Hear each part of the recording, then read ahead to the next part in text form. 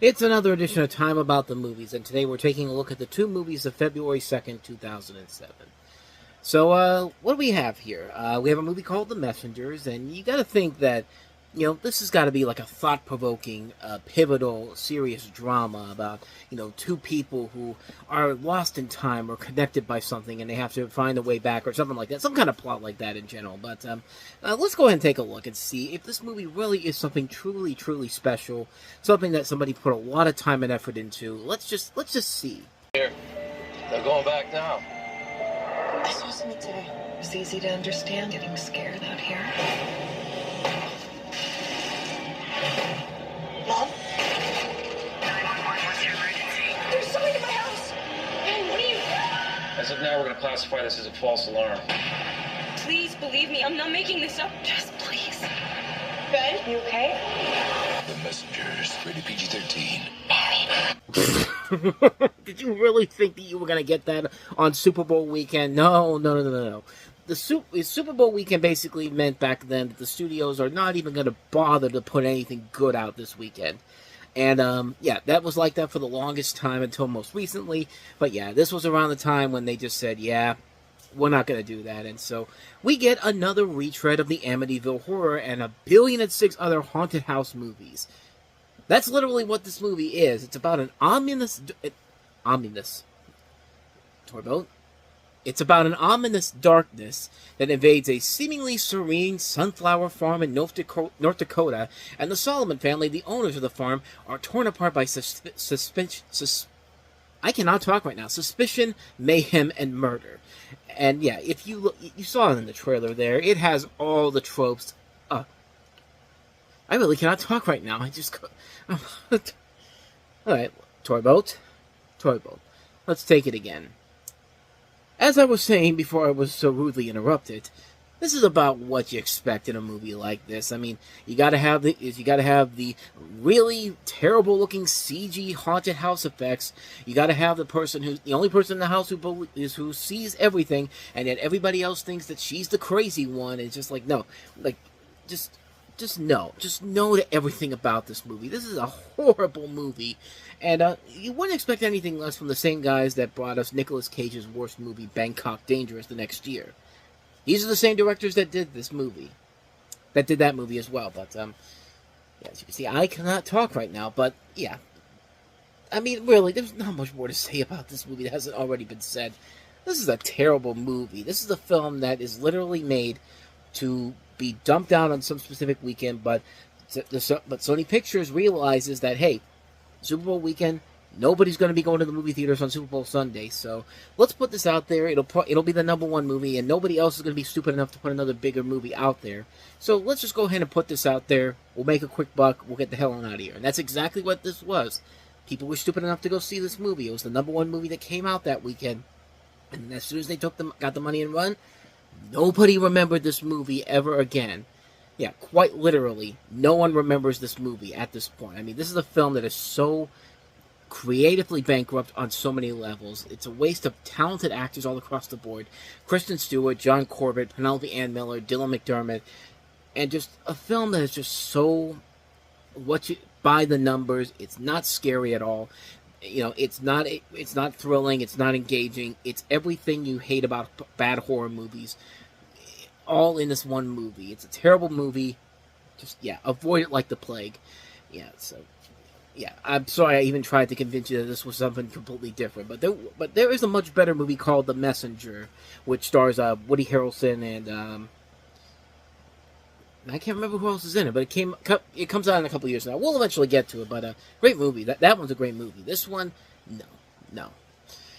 With that said, though, let's go ahead and move on to the last one we have here, and that is Mandy Moore, Diane Keaton, Piper Perabo, and Lauren Graham in the romantic comedy Because I Said So. There are many reasons to love someone. Hi, honey. Because she's your mother. Stop being a helicopter, Mom. You're hovering. Because they're your sisters. We're gonna rock, paper, scissors to see whose house Mom's gonna stay at. You win, Mills. That's great. Because she's your daughter. You ought to button those buttons. It looks like you're asking for it. I am asking for it. And sometimes just... Because I said so. Because I said so. That was on a Hallmark card we gave you. Because I Said So. Rated PG-13 starts Friday.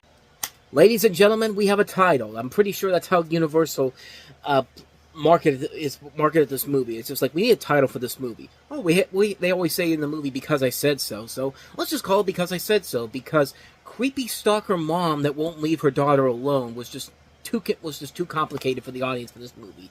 And yeah, if you really is, because that's exactly what this movie is. Diane Keaton stars in this movie, and as quite literally a meddling mother who's trying to set her daughter up, played by Mandy Moore, with the right man so her kid won't follow in her footsteps. Yeah, that's the plot of the movie. The movie is about Diane Keaton not leaving her daughter alone, letting her live her life, and no, you have to do everything against what I did beforehand, because clearly you have to be just like me when I grew up. I mean, this is a movie it's not even a romantic comedy. It's not even a comedy when you really look at it. This is real life, because we all have those parents out there that just won't leave their kids alone and just want them to grow up to be just like them. And I'm sorry, you're completely in a different generation if you still think that a movie like this, is what shows Diane Keaton as psychotic as she is in this movie, is A-okay. And no, none of that is okay in this movie. None of that is okay, period. And yeah, it's like the movie doesn't even care that is doing all this stuff here. This is a movie that is just so this is just a bad. I mean, The Messengers was at least something that you recognized, something that at least made sense. This movie is just everything that's wrong with life as we know it. I mean, with families who just have those parents that just won't leave you alone because they want you to just grow up the way that you did, but we're not living in the 1960s anymore. We're not living in the 70s anymore. Times have changed, and as soon as and older people are too stupid to realize that. And I mean, you could say that for a lot of people per se, but this is a prime example of what happens when you just make a movie that is just so bad on so many levels that you're only just putting it out there because women don't care about the Super Bowl. Who cares about watching the big game? Let's go out and take them to this movie that's literally going to make them even stupider than they are, because that's what this movie does. It makes women stupid. It's one of those movies where it literally exists solely for the purpose of saying that, hey, let's go have a girls' night out. Let's go drink martinis, and let's go put on these fancy clothes. So it's like the Sex and the City movies. Like, you have a movie. This movie only exists to just have everybody in a movie theater just gabbing during the film, and then when you come home and your husband's just like, "So how was the movie?" And then you're just like, "Wait, there was a movie?" That's literally what this movie is. I mean, this is a bad movie. This is a terrible film. A waste of a lot of talent in this movie. I mean, Mandy Moore, Lauren Graham, Piper Perabo, Tom Everett Scott, Stephen Collins, Gabriel Mock, Diane Keaton. Everybody in here has done so much better stuff than this. And this is just a terrible, terrible movie that is just so. I mean, if you really want to know how bad this movie is, Wikipedia, I'm looking at it right now, this sentence pretty much sums up everything wrong with this movie. The film had a marketing tie-in allowing customers to buy panties with different sayings from the movie. If you were one of these women that bought one of these panties that has a saying from all movies, "Because I Said So," good luck trying to find a man out there, because that's just everything about that sentence just is completely wrong and just so messed up on how they thought they were going to sell this movie to people. And yeah. But yeah, that's pretty much everything you need to know about how bad this movie is. I mean, just that sentence alone. But never mind the bad movie itself. That alone, like the fact that this company, that Universal really thought that this was going to sell to people by doing that. I don't know, man. But then again, this is Super Bowl weekend, where we don't give a crap about good movies because we know you're not going to be doing anything after 6 o'clock on Sunday. It's on Sunday because you're going to be watching the Colts playing the Saints. No, wait, that's 3 years from now. The Colts playing the Bears, and the Colts are easily beating them without even breaking a sweat, quite honestly. But yeah, so anyway, off of that tangent there, that was Because I Said So. And so, with all of that said, we wrap up another edition of Time About the Movies. Now, the next time we meet, we'll take a look at 2 more movies. And if you thought the bad stretch of bad movies was over, no, we're continuing on, because guess what comes out the next week? The movie that literally killed Eddie Murphy's chances of winning an Oscar for dream roles, Norbit. We also have the Hannibal prequel, Hannibal Rising. And so we'll take a look at both of those movies. That'll be coming up on the next episode. That'll be on tomorrow's show.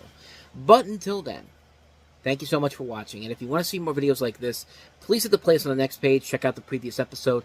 Also, don't forget to hit the like, subscribe, and notification button so you get updates on when new videos come out with that bell button there. We post here every day, so do that if you want to see more videos like this. Now, with all of that said, I am off. I will see you guys next time. And until then, as always, take care.